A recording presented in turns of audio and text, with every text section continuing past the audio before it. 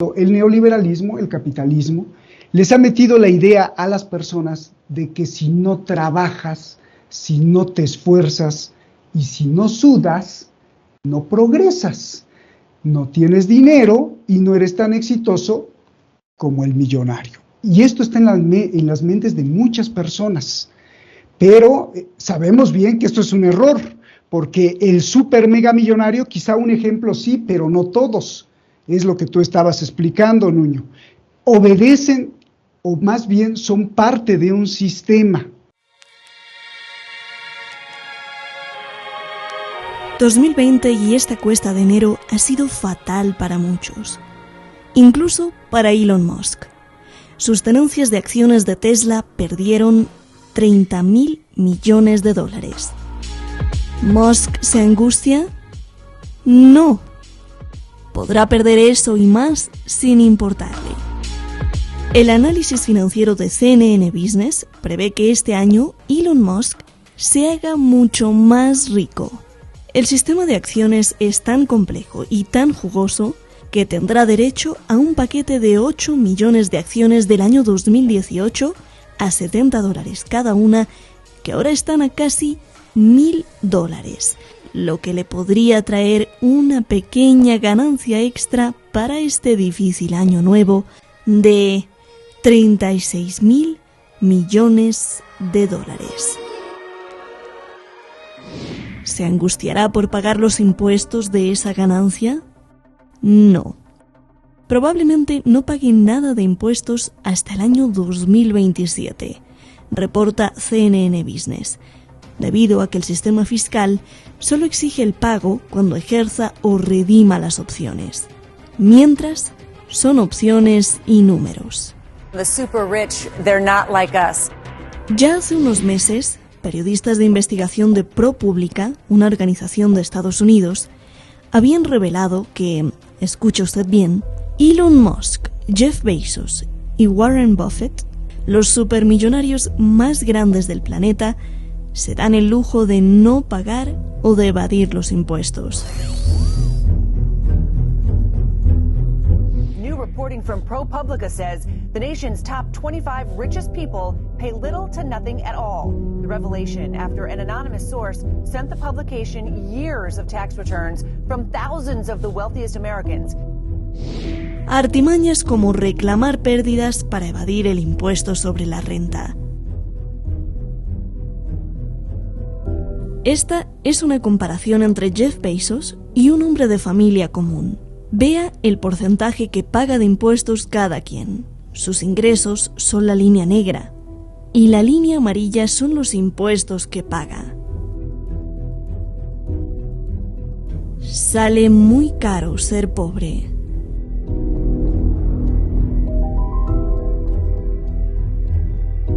Entonces es cuando muchos se preguntan: ¿es justo o es injusto? ¿Es correcto o incorrecto? ¿Qué hizo la especie humana para tener cada vez más gente que se angustie por pagar sus impuestos, la hipoteca o la comida de su familia? ¿Y que haya gente que se dé el lujo de no querer respetar esa supuesta igualdad? El problema no es que haya ricos. El problema es que abusen, violen y tengan impunidad. ¿Por qué se les da esa libertad? ¿Es porque son más inteligentes? ¿O porque el sistema está diseñado así?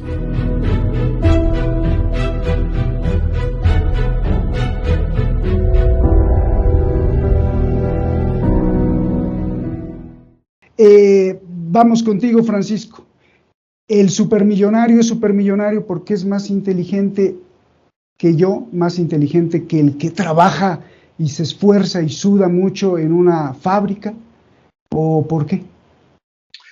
Pues es que se han dicho tantas cosas en este ratito que si yo me pusiese ahora mismo a matizarlas todas, pues tendríamos un programa de 7 horas. Genial. Porque para empezar, no vamos a estar 7 horas, no. Pero vamos a ver, es que se están conmezclando tal cantidad de cosas que no guardan identidad, que podemos hacer un programa fácil. Mira, esto es muy fácil. La culpa es del capitalismo. Hernán Cortés se llevó el oro y a partir de ahí hundió a México. Y como consecuencia de todo eso, el pobrecito señor del DF ahora resulta que no le llega. Bien, ya está, suelto. El capitalismo malvado, los gringos se lo llevaron, etc. Ya está, ya hemos caído en todos los tópicos, la gente se va para casa, mañana se levanta y tal. O por el contrario, si quieres, si te parece bien, no hacemos esa forma, si se quiere, superficial, frívola de enfocar el tema y lo enfocamos desde otro punto de vista. En concreto, Elon Musk es un mal ejemplo para plantear esta cuestión, porque Elon Musk, aparte de ser una persona de una inteligencia extraordinaria, y cuando digo extraordinaria es porque tiene una inteligencia próxima a un cociente intelectual de 200, tiene una organización del tiempo que mide su vida en minutos y segundos. Entonces, su capacidad de trabajo dista mucho de lo que es la de una persona corriente, y su inteligencia también. Y cuidado, que este es de los que descansan también los sábados, y a mí me han llamado aquí de todo, antisemita, no sé cuántos, no sé qué, porque parece ser que no se puede criticar algunas cosas sí, otras no, y menos hoy. Pero en concreto este señor es así.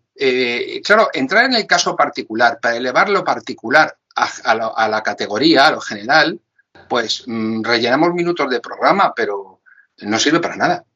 Si empezamos, aquí lo primero que se ha dicho, incluso tú mismo a la hora de emplear términos, voy a hacer un breve repaso. Vamos a ver, pobreza o riqueza no es igual a dinero. Tener mucho dinero no es sinónimo de ser rico. ¿Por qué? Porque hay intangibles. Tú puedes tener mucho dinero y ese dinero te carece de valor, de capacidad de adquisición. En primer lugar, para poder hablar de dinero y de qué significa tenerlo o no tenerlo, tendríamos que saber qué es el dinero.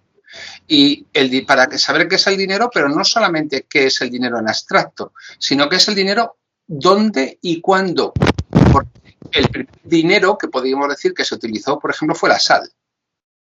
La sal como medio, como signo de valor que permitía el intercambio. Si yo tengo 2 sillas y tú una docena de huevos, ¿cuántos huevos me tienes que dar por mis 2 sillas? Pues en realidad el dinero se convirtió en un signo en el que se acumulaba el excedente de trabajo. Y entonces, mediante esa convención de que tú y yo le atribuíamos el valor a esa piedrecita cuadrada o a ese elemento de acumular un trabajo, cuidado, el dinero para que pueda ser real, para que sea un signo de valor, se tenía que corresponder con una creación de bienes, o de servicios, si no, no tenía valor. Entonces, para que sea signo de un valor tendría que ser así. Entonces, nos estaríamos remontando a los elementos más básicos de la economía. Seguimos. Creación de dinero. Bueno, pues la primera creación de dinero es la usura. Que la usura no es el interés excesivo, sino el préstamo con interés. Otra cosa es que se habla de intereses usurarios cuando son excesivos como concesión en lenguaje coloquial. Por lo tanto, como creadores del dinero, la usura fue el primero. Y como evolución de esa usura, tenemos un elemento capital que terminó de resolverse en el siglo XIX, que ha sido la creación del coeficiente de reserva de caja.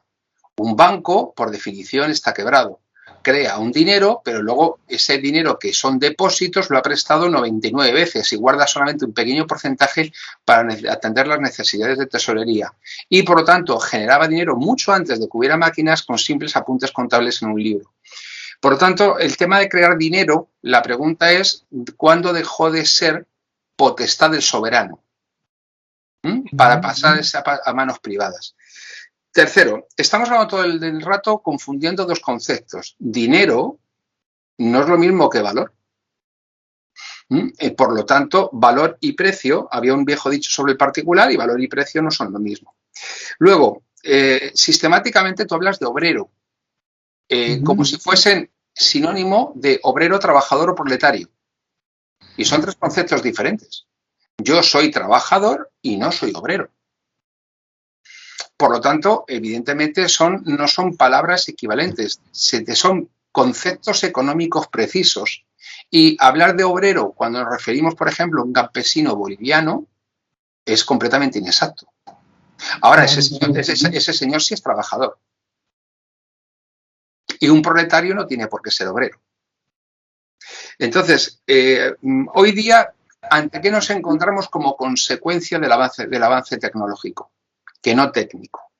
Nos encontramos ante una cuestión de cuál es el valor del trabajo. ¿Cuál es tu capacidad para generar valor?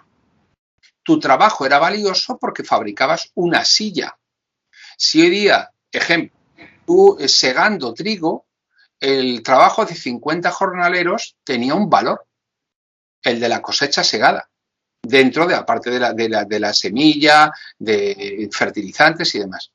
Cuando llega una máquina que lo hace, el operario que maneja la máquina tiene otro valor. ¿Es el de los 50 jornaleros segadores? No. Y eso es lo que está pasando. Cada vez más el concepto de trabajo está cambiando y el valor del trabajo también.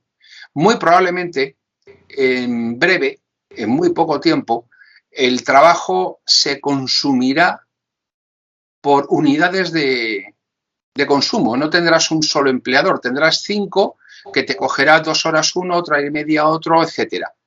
Y el resto de la gente que no sea capaz de generar valor en su trabajo serán esos perceptores, en algunos sitios, de eso que se llama la renta básica, que en realidad no es ni más ni menos que el instrumento para darle una subsistencia a la gente para que no se echen a la calle muertos de hambre a provocar un desatino, porque no sería un cambio de cosas, porque la tecnología, las aguas de un río nunca van corriente arriba, van corriente abajo, y la tecnología es la que es. Apareció la máquina de vapor, etcétera, etcétera, etcétera. Por lo tanto, es decir, nadie puede decir, oye, es que los que cargamos con paquetes han inventado la rueda y nos hemos quedado en el paro, que quiten las ruedas. No, no, va a seguir teniendo ruedas.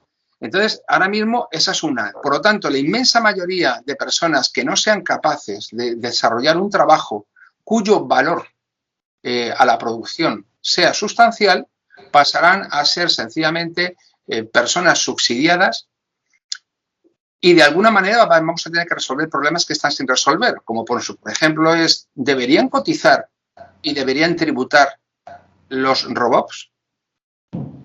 A día de hoy, mira, os voy a poner un ejemplo con una marca española. El pan de molde, pan de sándwich, Bimbo. Suministra a todo el mercado español y además se exporta. Es una de las principales marcas a nivel mundial en la materia. ¿Sabes cuántos trabajadores tiene? No, ¿cuántos? 7. 7. 7. Y hace unas décadas tenía 200 o por ahí. ¿Por qué? Por la robotización del trabajo.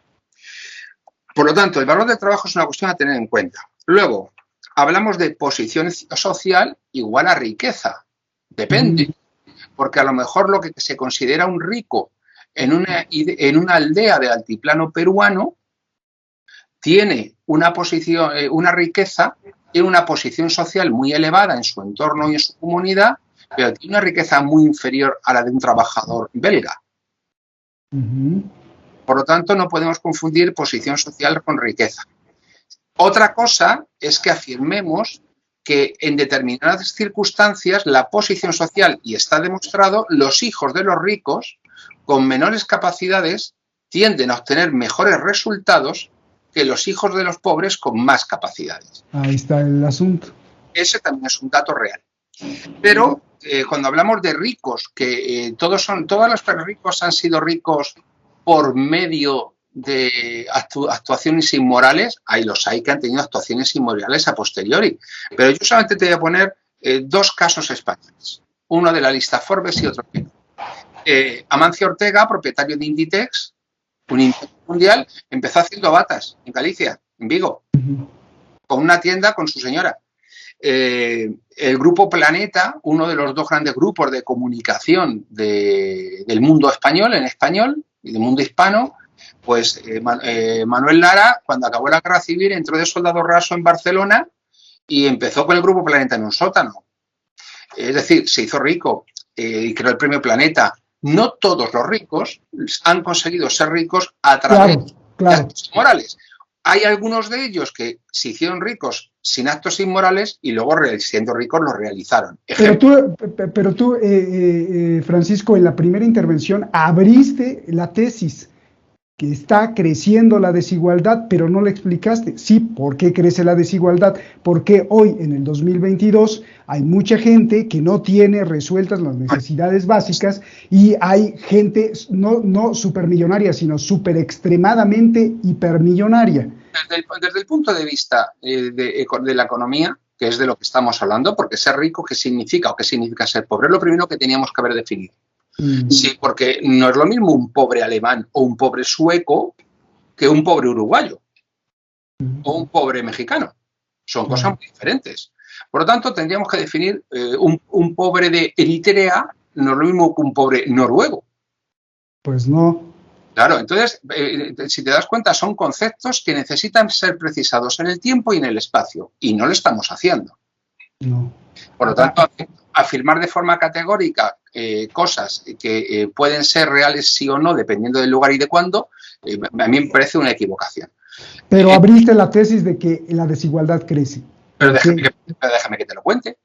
A ver. Vamos a ver, cuando Piketty establece esto y establece ese aumento de la desigualdad, hay un índice que es el más fiable, que es el índice Gini. Y el índice Gini incluye no solamente la cuestión del valor patrimonial, sino también incluye los valores intangibles, como son el acceso a la sanidad, el acceso a la educación, el acceso a bienes culturales, y todo eso es lo que hace que el conjunto de una persona sea más o menos rico y, en consecuencia, la evolución de ese conjunto de cosas respecto de los dos extremos de la escala, que hay un índice, ese índice conforme va aumentando, va variando, y podemos a partir de ahí establecer si una variable en el tiempo y en el espacio que nos dice si esta desigualdad aumenta o disminuye. La comparación, como yo te decía, entre el caso francés, en el que entre los más pobres y los más ricos se han ido aproximando o se ha ido aumentando. Pues ha ido aumentando. En el caso español se redujo durante la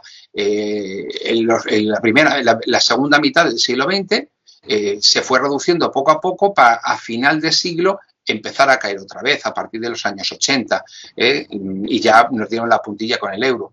Entonces, la cuestión es, estamos haciendo un programa que lo van a ver personas de distintos países, México, Perú, etcétera.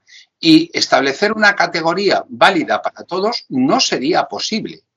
Sí podemos comparar ricos y pobres de un lugar con otro, pero decir que las circunstancias son las mismas en un lugar y otro, con carácter general, no.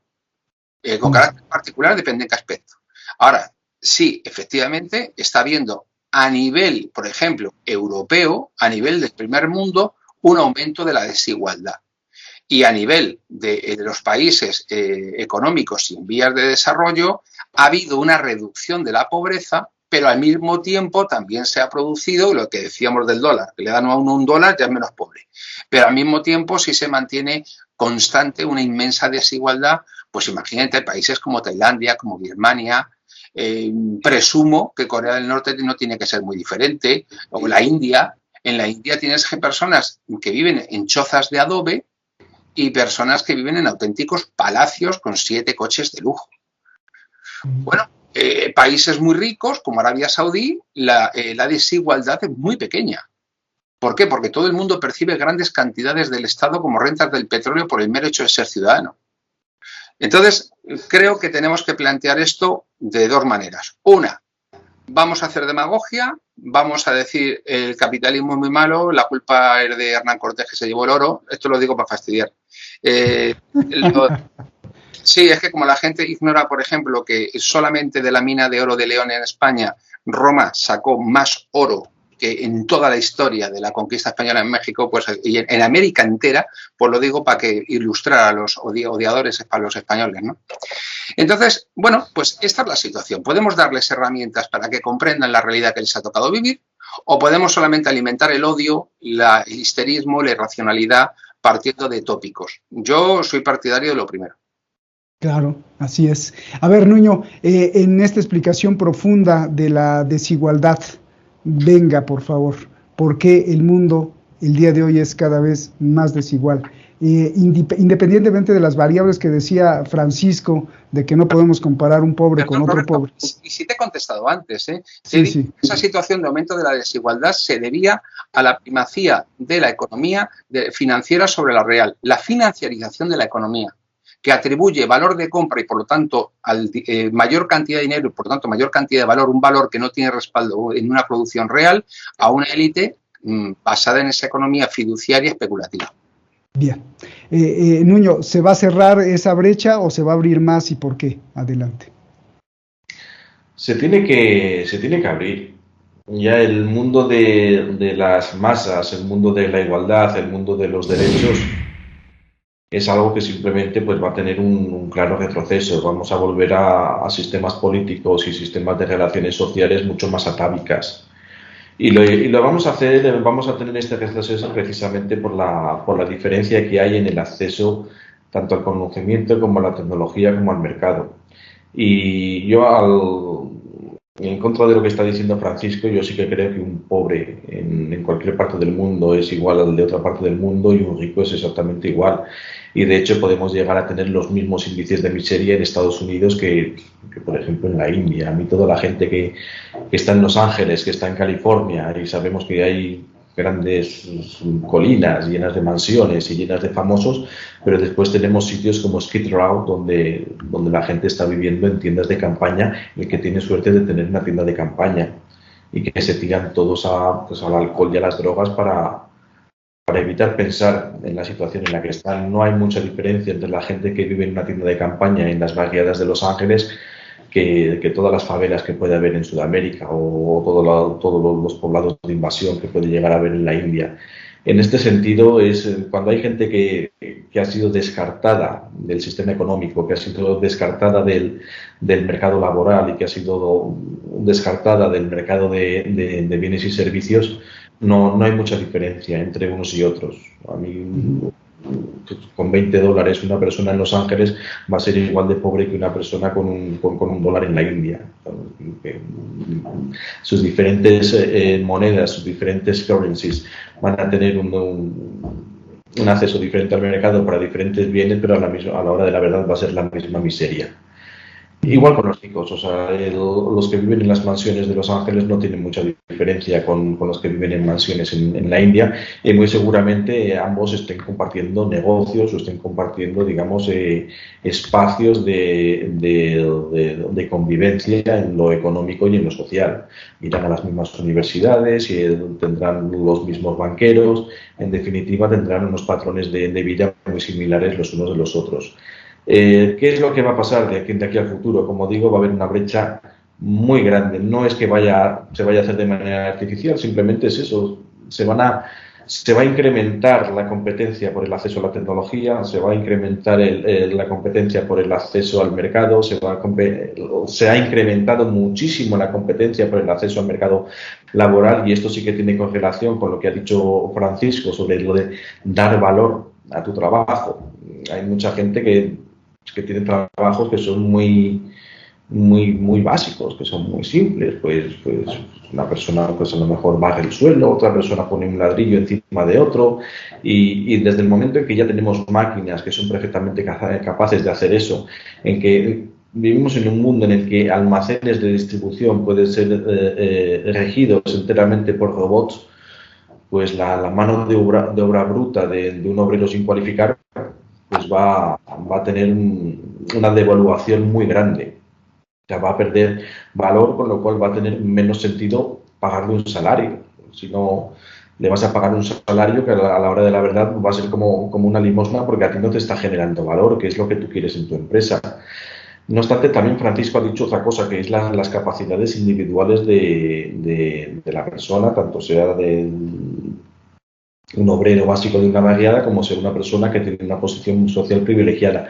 Si no tienes unas capacidades para hacer cosas, si no sabes gestionar tu tiempo, aprovechar al máximo tus capacidades, tu tiempo y tu posición, no va a servir nada. Hay mucha gente que está en posiciones sociales muy altas y que lo único que han hecho en su vida ha sido pulirse la herencia que les ha quedado.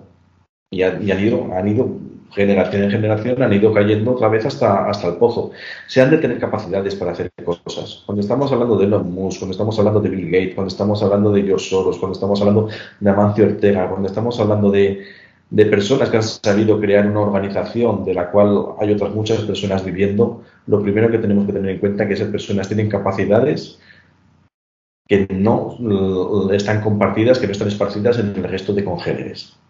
Es que hay obreros que tienen mucha capacidad, que son muy inteligentes, que son tal. Seguro que los va a haber. Y seguro que la vida no les ha dado la oportunidad para desarrollar todas esas cualidades que tienen. Y muy seguramente vayan a tener una visión estratégica mucho mejor que muchas personas al cargo de grandes compañías. Esa es la injusticia de la vida. Que las capacidades que tienes necesitan también de otras variables, como es la posición social, para poder ser desarrolladas. Yo siempre he dicho lo mismo, o sea que Mozart, Beethoven, todos los grandes artistas, todas las grandes personas mueren todos los días en las favelas de los países pobres o de los países ricos y nadie se ha enterado. Porque son personas que tenían unas grandes capacidades, que tenían muchísimo ingenio, que tenían muchísima inteligencia y pues por los lances del destino nunca han tenido oportunidad de ponerlos en funcionamiento. Eso es algo que se debería sincronizar un poco mejor, que la capacidad humana, la capacidad de crear valor, la capacidad de hacer cosas no debería estar reñida con la posición social. Gracias, Nuño. Pues para no hacerlo gigantesco el programa, Francisco, como tú dices, veo que tienes muchos apuntes y te pregunto, la cuestión final. Hay un millonario, no me acuerdo su nombre, que dio una conferencia y bueno, pues decía, yo soy dueño de esto y de esto y del otro y del otro, y dijo, por favor, le alertó a los otros millonarios del mundo, le dijo, estamos perdiendo de vista que en el futuro la gente se va a enojar contra nosotros. Entonces, por favor, compartamos más de nuestra riqueza, hagamos más labores sociales o lo que sea, pero compartamos más la riqueza porque hay muchos que no tienen esas oportunidades y vendrán olas a asaltarnos. Eso dijo un millonario, luego te consigo el nombre. Por el otro lado tenemos al filósofo Noam Chomsky que dijo no deberían de existir, debería estar prohibido los super mega millonarios. Y pues aunado a esto, pues yo te pregunto, ¿qué ves venir? O si estás en completo desacuerdo con esta postura de ideas. Me encantó lo que dijiste hace rato, y creo que tienes razón. En el futuro el trabajo va a ser medido por kilojoules o kilocalorías, es decir, cuánto consume y eso es todo. No va a haber pago, ¿no? Porque serán los robots los que consumen energía. Adelante, querido Francisco. 1. Apelar a la bondad de los demás para que seamos buenos y compartamos lo que tenemos es una muestra de bondad personal de ese millonario, pero es un absurdo. Es un absurdo que toda la redistribución de la riqueza en cualquier periodo de la historia, recordemos, el pan y circo de los romanos, etcétera, se ha producido como consecuencia de la intervención de un Estado al servicio del interés general. Eso ha sido así durante los periodos de la República, finales de la República Romana, principios del Imperio, y en todos los momentos de la historia. No ha habido nunca una redistribución de los recursos basándose en la bondad personal. Warren Buffett dijo, claro que hay una lucha entre ricos y pobres y los ricos la vamos ganando. Es decir, aquí las cosas están muy claras. Yo lo que estoy tratando es de poner orden en el debate y tratando de poner orden en los conceptos. Ni tan siquiera hemos podido entrar verdaderamente en las causas profundas de la situación actual porque son complejísimas y dan para mucho más que un programa. Pero aquí se ha dicho una cosa, se ha dicho, un pobre es igual en todas partes. Vamos, va a ser lo mismo un pobre en España que tiene acceso al trasplante de forma gratuita, 30 años líder en trasplantes, que no tener acceso al agua en Eritrea. Vamos, eso no se lo cree nadie. Un pobre es muy distinto dependiendo de dónde esté. Se dice, los ricos son todos iguales porque van a todos los sitios. Es verdad si nos remitimos al primer mundo. Pero de verdad que un rico afgano, que es rico porque tiene 200 cabezas de ganado, va a las estaciones de esquí de Suiza de los Alpes, no me le veo yo, allí al tipo con la señora con el burka. Por lo tanto, el rico tampoco es en todas partes. Bien, claro, es que es así, ¿no? Para que nos hagamos una idea, solamente el 3% de las empresas familiares que tienen éxito llegan a la tercera generación. Esa es la realidad. Por lo tanto, eso de que necesariamente y de forma inexorable una determinada posición hace que se le dé el éxito, es cierto, pero tenemos que pensar, donde yo quiero ir es a concretar. No existen categorías universales en la cuestión. La cuestión existe a nivel mundial unos datos y luego a nivel, si se quiere, regional, a nivel nacional e incluso a nivel local, otros datos. Y esos datos, tú lo que no puedes hacer es tratar de resolver el problema del mundo. Voy a resolver el problema del mundo, es decir, como yo no soy nada universalista, lo de la ONU no me lo creo, pues el decir, voy a resolver el hambre del mundo. Pues yo todavía no veo que lo hayan resuelto y además no hacen nada, no hacen lo que deberían hacer para hacerlo porque además es imposible. Es decir, muchas veces el enfrentarse a ciertos problemas es una cuestión de orden local. Un ejemplo, toda América se define más o menos con carácter general por una situación, una mecánica que es unas clases que se sublevan contra la metrópoli porque no pueden comerciar libremente, sino que tienen que pasar por la metrópoli española, se liberan de la metrópoli española para poder comerciar, pero no generan riqueza ni medios de producción, sino que cogen recursos, los venden fuera y la riqueza que obtienen la dejan en el extranjero. De tal modo y manera que pasan 200 años y tienes unas oligarquías, que no élites, unas oligarquías establecidas que detentan el poder en su propio beneficio, que además se suceden a sí mismas, y un montón de personas excluidas de las cuestiones básicas como son la educación, la sanidad, la vivienda, etc. Y este patrón lo podemos trasplantar a un montón de países americanos y podría encajar perfectamente en todos. Miremos, por ejemplo, lo que ha sido la historia de Venezuela, la historia de Cuba, la historia de Colombia. Básicamente es esto. Y, por supuesto, luego la división de la ley. No se aplica igual la ley al pobre que al rico. Para el pobre está el Código Penal, para el rico el Código de Comercio. Eso no se nos olvide. Y claro, a partir de ahí, por ejemplo, lo que es crimen, el crimen como tal, es una potestad del oligarca, del rico.